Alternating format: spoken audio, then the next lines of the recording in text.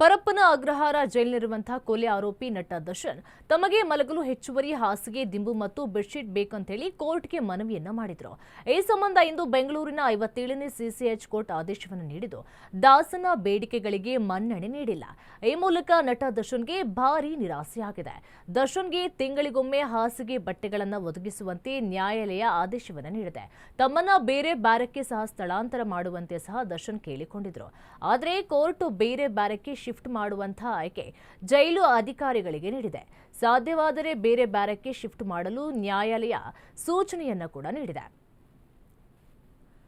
ತಿಂಗಳಿಗೊಮ್ಮೆ ಮಾತ್ರ ಅವರಿಗೆ ಚಾಪೆ ಬಟ್ಟೆ ಬದಲಾವಣೆಗೆ ಅವಕಾಶವನ್ನು ಕೊಟ್ಟಿದೆ. ಅವರು ದರ್ಶನ್ ಅವ್ರಿಗೆ ಹೇಳ್ತಾ ಇದ್ರು, ನನಗೆ ಮಲಗಲಿಕ್ಕಾಗಲ್ಲ, ಕೈಯಲ್ಲಿ ಫಂಗಸ್ ಆಗಿದೆ, ಬೆನ್ನೋವಿದೆ, ಸೊಂಟ ನೋವಿದೆ, ನನಗೆ ಕನಿಷ್ಠ ಹಾಸಿಗೆ ದಿಂಬಾದ್ರೂ ಕೊಡಿ ಅಂತ ಹೇಳಿ ಕೂಡ ನನಗೆ ಅಟ್ಲೀಸ್ಟ್ ಬೇರೆಯವರಿಗೆಲ್ಲ ರೌಡಿ ಶೀಟರ್ಗಳಿಗೆಲ್ಲ ಟಿವಿ ಎಲ್ಲ ಕೊಡ್ತಾರೆ, ಆದರೆ ನಮಗೆ ಕನಿಷ್ಠ ಹಾಸಿಗೆ ದಿಂಬನ ಯಾಕೆ ಕೊಡ್ತಿಲ್ಲ ಅಂತ ಹೇಳಿ ಪ್ರಶ್ನೆ ಮಾಡಿದ್ರು. ಈಗ ಕೋರ್ಟ್ ಆದೇಶ ಹೊರಡಿಸಿದೆ, ತಿಂಗಳಿಗೊಮ್ಮೆ ಮಾತ್ರ ಹಾಸಿಗೆಯನ್ನು ಕೊಡಲು ಅವಕಾಶವನ್ನು ಕೂಡ ನೀಡಿದೆ.